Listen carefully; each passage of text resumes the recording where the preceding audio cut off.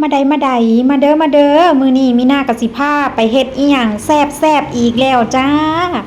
เมนูนี้เป็นเมนูอีหยังว่าติป้าไปเฮ็ดน้ำกันเลยจ้ามื้อนี้มีหน้ามาใดสิพาไปเฮ็ดต้มขมเครื่องในเนาะจ้าเครื่องในควายหรือว่าเครื่องในงัวก็บ่ฮู้คือกันค่ะพี่น้องค่ะซื้อมาอันนี้เพิ่นลวกแล้วจ้ะมันก็มีแบบยังบ่ลวกแล้วก็ลวกเนาะค่ะแต่ว่ามีหน้าซื้อแบบที่เพิ่นลวกแล้วมาจ้าซื้อมาในราคา50บาทได้บักหลายเลยจ้าซื้ออันนี้ร่วมปอดเนาะค่ะถ้าบ่ซื้อปอดก็บ่ได้โล50บาทจ้านี่ซื้อมาจากตลาดไทยเนาะค่ะ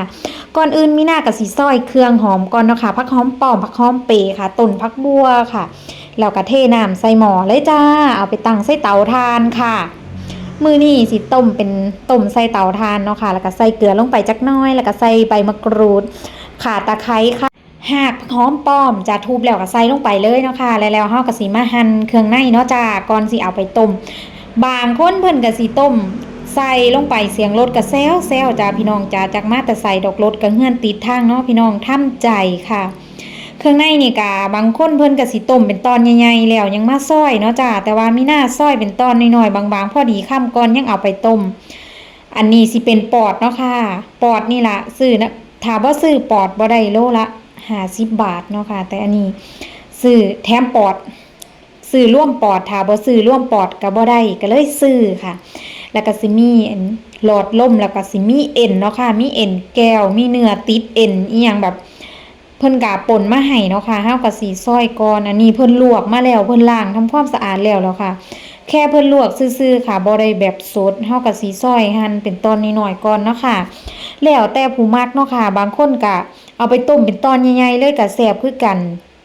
อันนี้ก็สิเป็นกระดูกอ่อนเนาะค่ะพี่น้องค่ะกระดูกอ่อนนี่ก็หั่นซอยเป็นตอนน้อยๆก่อนค่ะเมนูมื้อนี้ก็คุณเบบีเพิ่นบอกว่าอยากสเต็กแห้งเพิ่นก็เลยให้เฮาเฮ็ดสู่กินเฮาก็เลยเฮ็ดให้เพิ่นสเต็กค่ะพี่น้องค่ะหน้าตาก็สิออกมาเป็นประมาณนี้เนาะค่ะมีหน้าบ่ได้เป็นคนซอยเองเพิ่นเป็นคนซอยให้เพราะว่ามีหน้าบ่ซอยมีหน้าบ่อยากจับหั่นนะมีหน้าบ่ได้กินเนื้อดอกมีหน้าบ่กินมาตั้งแต่เกิดแล้วก็เลยแบบว่าบ่แล้วก็บ่มีความคิดในหัวว่าสิกินเนื้อหั่นนะอันนี้ก็สิเป็นเอ็นแก้วติดมันติดเนื้อเนาะจ้าพี่น้องจ้าแล้วหม้อเฮาเดือดแล้วก็เอาไปเทลงหม้อเลยจ้าเนื้อที่เฮาซอยมาทั้งเบิดนี่เฮาแบ่งต้ม3เทื่อเนาะจ้าแบ่งใส่ถุงใส่ตู้เย็นแช่แข็งไว้2ถุงจ้าบ่ได้เอามาต้มเบิดเทื่อเดียวเพราะว่ามันหลายโพดเดี๋ยวสิกินบ่เบิดจ้าแล้วเฮาก็ปิดฝาหม้อไว้เนาะค่ะหม้อเดือดสักพักก็เอาผงนัวมาใส่กับน้ำปลาซ้ำนั่นล่ะค่ะบ่ได้ใส่อีหยังหลายเพราะว่าเฮาสิเอาไปปรุงน้ำหลังเนาะค่ะพี่น้องค่ะแล้วเฮาก็ไปเฮ็ดแจ่วพริกป่นของเฮาค่ะพี่น้องค่ะใส่ข้าวคั่วใส่ดีขมๆค่ะพริกป่นแล้วก็ใส่ผงนัวลงไปค่ะน้ำปลาจักหน่อยค่ะเป็นอ้อเจาะแล้วก็คนโคเลไปโคเลมาแล้วก็ไปเอาน้ำซุปที่เฮาต้มเครื่องในมาใส่จากบวงหนึ่งจ้ะแล้วก็โคเลให้เข้ากัน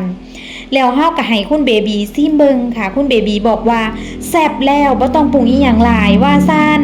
ในระหว่างที่เฮาต้มเนื้อนี่ก็ใช้เวลาประมาณ2ชั่วโมงจ้ะเฮาต้มถิ่มไว้อยู่เตาถ่านเพราะว่าเฮาบ่ได้กินมื้อที่เฮาต้มเนาะเฮากินมื้อถัดไปจ้าเฮาแบบบ่ฟ้าวก็เลยเปื่อยแบบว่าเปื่อยคักเปื่อยแน่ค่ะถูกต้มจนเปื่อยอีหยังประมาณนั้นล่ะค่ะแต่จริงๆแล้วก็อันนี้ก็สิแบบว่าประมาณว่าลวกจิ้มกับต้มขมเนาะจ้าเฮาสิเฮ็ดกินแบบ2แบบอันนี้ก็ต้มขมเฮาก็สิใส่ดีลงไปเลยจ้าใส่ดีลงไปในน้ำซุปเลยก็ใส่ผักที่เฮาหั่นไว้ลงไปแล้วมันก็สิหอมเตะด่างห้วยจ้าพี่น้องอันนี้ก็สิเป็นลวกจิ้มแจ่วขมว่าซ่านพี่น้องสูตรไทยมีหน้าก็เฮ็ดเป็นแล้วก็เฮ็ดแซ่บคุณเบบีบอกว่าแซ่บหลายมีหน้าก็เลยแบบยิ้มจักหน่อยเพราะว่ามีหน้าเป็นคนเฮ็ดหั่นนะจริงๆแล้วมีหน้าบ่กินเนื้อเนาะค่ะขอบคุณทุกการติดตามรับชมนะคะฝากกดไลค์กดแชร์คอมเมนต์ด้วยนะคะเป็นกำลังใจให้กันค่ะขอบคุณค่ะ